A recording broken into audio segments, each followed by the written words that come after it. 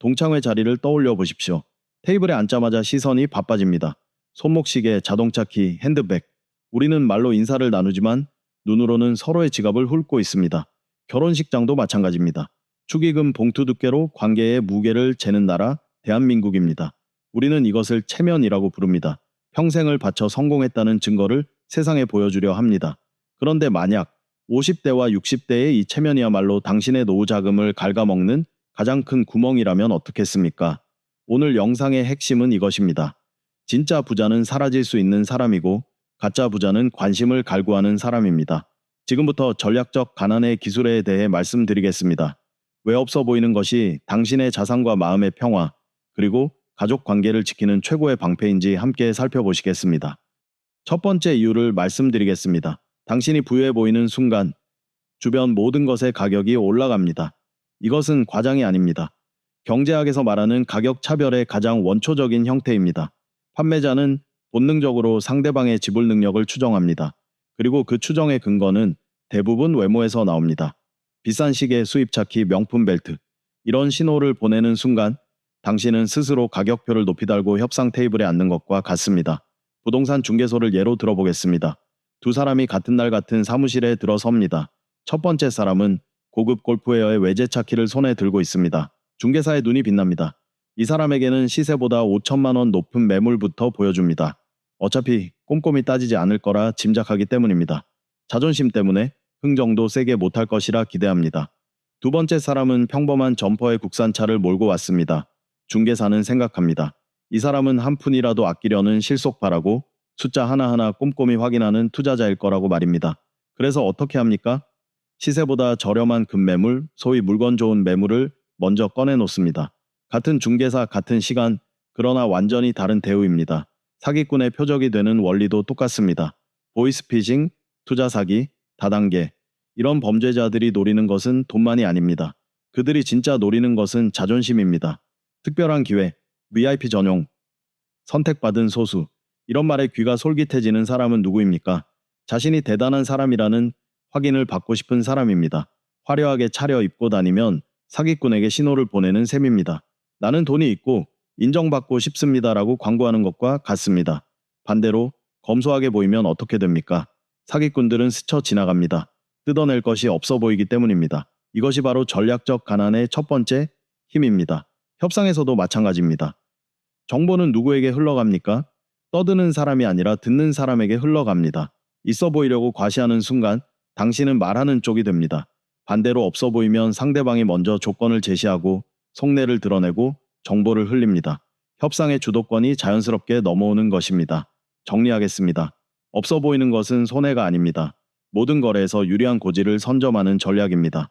비싼 옷이 아니라 싼 정보가 돈을 법니다. 두 번째 이유는 조금 불편한 이야기입니다. 바로 자녀 문제입니다. 대한민국에는 캥거루족이라는 말이 있습니다. 성인이 되어서도 부모 품을 떠나지 못하는 자녀들을 뜻합니다. 30대, 심지어 40대까지 부모 집에 얹혀 살거나 독립했어도 매달 용돈을 받는 경우가 드물지 않습니다. 부모 세대는 한숨을 쉽니다. 그런데 솔직히 질문하겠습니다. 혹시 이 상황을 만든 책임이 부모에게도 있지 않습니까? 문제의 핵심은 이것입니다. 자녀가 부모에게 현금이 있다는 사실을 알면 그들의 절박함이 사라집니다.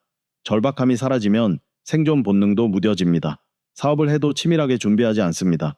어차피 실패하면 아버지가 막아주실 거라 생각하기 때문입니다. 취업이 안 되면 조급해하지 않습니다. 당장 굶을 일은 없으니까요. 부모의 든든한 지갑이 자녀의 성장 엔진을 꺼버리는 것입니다. 더 위험한 상황도 있습니다. 자녀가 무리한 투자나 사업에 뛰어드는 경우입니다. 아버지 자산이면 이 정도 투자금은 문제 없겠지. 일단 해보고 안 되면 도움받으면 되지. 이런 안일한 계산이 깔려 있습니다. 결과는 어떻습니까? 자녀의 빚이 부모의 노후 자금을 집어삼킵니다. 평생 모은 돈이 자식의 실패한 사업 정리 비용으로 사라지는 일이 실제로 벌어지고 있습니다. 그래서 전략이 필요합니다. 실제로 자산이 있더라도 유동성이 없다고 보이는 것입니다. 부동산에 다 묶여있다. 연금이라 못 빼낸다. 보험 해약하면 손해가 크다. 이렇게 말하는 것입니다. 거짓말을 하라는 뜻이 아닙니다. 실제로 유동성을 줄여놓는 것이 더 좋습니다. 핵심은 자녀에게 당장 꺼내 쓸 수 있는 현금은 없다는 인식을 심어주는 것입니다.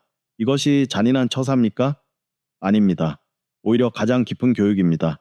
자녀가 스스로 생존 근육을 키우도록 환경을 만들어주는 것입니다. 부모가 영원히 살 수 없다는 사실을 기억하십시오. 당신이 떠난 뒤에도 자녀가 제 발로 설 수 있어야 합니다. 그 능력은 편안한 환경에서 절대 길러지지 않습니다. 비행기 안전 수칙을 떠올려 보십시오. 산소 마스크가 내려오면 누구에게 먼저 씌웁니까? 본인에게 먼저 씌웁니다. 부모가 쓰러지면 자녀도 구할 수 없기 때문입니다. 당신의 노후 자금은 당신의 산소 마스크입니다. 비행기가 착륙하기 전에 자녀에게 넘겨주지 마십시오. 세 번째 이유는 눈에 보이지 않지만 가장 큰 비용입니다. 바로 정신적 소모입니다. 심리학에 쾌락의 쳇바퀴라는 개념이 있습니다. 영어로는 헤도닉 트레드밀이라고 합니다. 새 차를 사면 행복합니다. 그런데 그 기쁨이 얼마나 갑니까? 길어야 석 달입니다. 넉 달째부터는 그냥 출퇴근 도구가 됩니다. 그런데 유지비는 10년을 따라옵니다. 보험료, 세금, 수리비, 주차비. 기쁨은 석 달, 청구서는 10년입니다. 이것이 쳇바퀴입니다. 아무리 달려도 제자리인 이유가 여기에 있습니다. 더 근본적인 문제가 있습니다. 행복을 결정하는 공식을 말씀드리겠습니다. 행복은 현실에서 기대치를 뺀 값입니다. 현실이 기대보다 크면 만족하고 기대가 현실보다 크면 불행해집니다. 단순한 공식이지만 인생 전체를 설명합니다. 있어 보이면 어떤 일이 생깁니까? 주변의 기대치가 올라갑니다. 모임에 가면 당연히 당신이 계산해야 합니다. 친척이 돈을 빌려달라고 합니다. 경조사 부조금도 남들보다 많이 내야 체면이 섭니다. 명절 선물도 격에 맞춰야 합니다. 그 기대를 충족시키면 당연한 것이고 충족시키지 못하면 쑥떡공론이 시작됩니다. 있어 보인 대가로 평생 기대치 관리에 끌려다니는 것입니다. 반대로 없어 보이면 어떻습니까? 기대치 자체가 낮습니다. 모임에서 커피 한 잔 사도 고마워합니다. 작은 선물에도 진심 어린 감사를 받습니다. 똑같은 행동인데 평가가 완전히 달라집니다. 기대치의 차이 때문입니다. 골프장에서 자주 보이는 유형이 있습니다. 김상무라고 부르겠습니다. 라운딩 때마다 가장 비싼 코스만 고집합니다. 식사는 항상 본인이 쏩니다. 캐디 팁도 누구보다 두둑하게 줍니다. 주변에서는 성공한 사람이라고 부러워합니다. 그런데 실상은 어떻습니까? 신용카드 돌려막기에 허덕이고 집에서는 부부싸움이 끊이지 않습니다. 체면 유지 비용이 가정의 평화를 집어삼킨 것입니다. 김상무는 행복합니까? 그는 행복한 척 연기하느라 진짜 행복할 시간이 없습니다. 핵심은 이것입니다. 과시는 관객을 만들고 관객은 기대를 만들고 기대는 감옥을 만듭니다. 없어 보이는 순간 그 감옥에서 걸어 나올 수 있습니다. 남의 시선을 의식하는 데 쓰던 에너지를 당신 자신을 위해 쓸 수 있게 됩니다. 비교는 기쁨을 훔치는 도둑입니다. 그 도둑에게 문을 열어주지 마십시오. 네 번째 이유는 숫자로 말씀드리겠습니다. 가장 냉정하고 가장 확실한 이야기입니다. 젊은 세대에게는 라떼 팩터라는 말이 유행합니다. 매일 마시는 커피값을 아껴 투자하면 큰돈이 된다는 개념입니다. 그런데 50대, 60대에게 커피값은 문제가 아닙니다. 진짜 새는 돈은 다른 곳에 있습니다. 자동차와 골프 회원권입니다. 구체적으로 계산해 보겠습니다. 수입차 한 대를 유지하는데 연간 얼마가 듭니까? 보험료, 세금, 정비비, 주차비, 유류비까지 합치면 최소 1,500만 원에서 2,000만 원입니다. 골프 회원권은 어떻습니까? 연회비, 라운딩 비용, 장비 교체까지 포함하면 연간 1,000만 원은 거뜬히 넘습니다. 체면 유지 비용으로 매년 3천만 원 가까이 지출하는 것입니다. 여기서 4% 룰을 적용해 보겠습니다. 은퇴 후 자산을 안전하게 유지하려면 매년 원금의 4%만 인출해야 한다는 원칙입니다. 역으로 계산하면 이렇습니다. 매년 3천만 원을 쓰려면 얼마의 원금이 필요합니까? 7억 5천만 원입니다. 다시 말씀드립니다. 체면 유지 비용 3천만 원을 감당하려면 7억 5천만 원의 투자 자산이 묶여 있어야 한다는 뜻입니다. 더 쉽게 환산하겠습니다. 체면에 100만 원을 쓸 때마다 2,500만 원의 자본이 일하지 못하고 있는 것입니다. 100만 원짜리 허영이 2,500만 원의 기회비용을 만듭니다. 이것이 복리의 무서움입니다. 보이는 돈은 사라지고 보이지 않는 돈은 불어납니다. 지금 어느 쪽에 돈을 두고 계십니까? 비유를 하나 드리겠습니다. 돈은 군사와 같습니다. 당신의 통장에 있는 돈은 당신을 위해 싸우는 병사들입니다. 이 병사들이 해야 할 일은 무엇입니까? 전쟁터에 나가 영토를 넓히는 것입니다. 이자를 벌고 배당을 받고 자산을 불리는 것입니다. 그런데 체면 유지에 돈을 쓰면 어떻게 됩니까? 병사들이 전쟁터가 아니라 당신의 구두를 닦고 있는 것입니다. 감가상각되는 수입차를 관리하고 남에게 보여주기 위한 골프 라운딩에 동원되는 것입니다.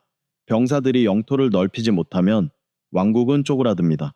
부자들이 검소한 이유가 여기 있습니다. 그들은 돈의 진짜 역할을 알고 있습니다. 돈은 과시하라고 있는 것이 아닙니다. 돈은 일하라고 있는 것입니다. 보이지 않는 곳에서 조용히 불어나는 돈이 진짜 부입니다. 체면에 묶인 돈을 풀어주십시오. 그 병사들이 당신을 위해 싸우게 하십시오. 지금까지 4가지 이유를 말씀드렸습니다. 없어 보이면 협상에서 유리해집니다.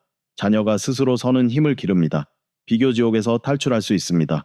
그리고 돈이 당신을 위해 일하기 시작합니다. 그런데 이 모든 것을 관통하는 한 가지가 있습니다. 바로 자유입니다. 없어 보인다는 것은 가난하게 사는 것이 아닙니다. 선택권을 사는 것입니다. 원하지 않는 모임에 아니오라고 말할 수 있는 자유. 마음에 없는 경조사비를 거절할 수 있는 자유. 자녀의 무리한 요구에 단호해질 수 있는 자유. 사기꾼의 달콤한 말에 흔들리지 않을 수 있는 자유. 이 자유는 돈으로 사는 것이 아닙니다. 체면을 내려놓을 때 얻는 것입니다. 진정한 여유란 무엇입니까? 편한 옷을 입고 동네를 걸을 수 있는 것입니다. 빚 한 푼 없이 잠자리에 드는 것입니다. 건강한 몸으로 아침을 맞이하는 것입니다. 그리고 아무도 모르는 통장 하나가 당신의 존엄을 마지막 날까지 지켜줄 것이라는 확신입니다. 이것이 진짜 부자의 모습입니다. 조용하고 단단하고 자유롭습니다. 오늘 한 가지만 점검해 보십시오. 이번 달 지출 내역을 열어보십시오. 그 중에 진짜 나를 위한 소비는 얼마입니까? 남에게 보여주기 위한 소비는 얼마입니까? 관객을 위한 공연은 이제 그만두십시오. 무대에서 내려와 당신의 삶을 사십시오. 구독과 좋아요는 더 좋은 영상으로 보답하겠습니다.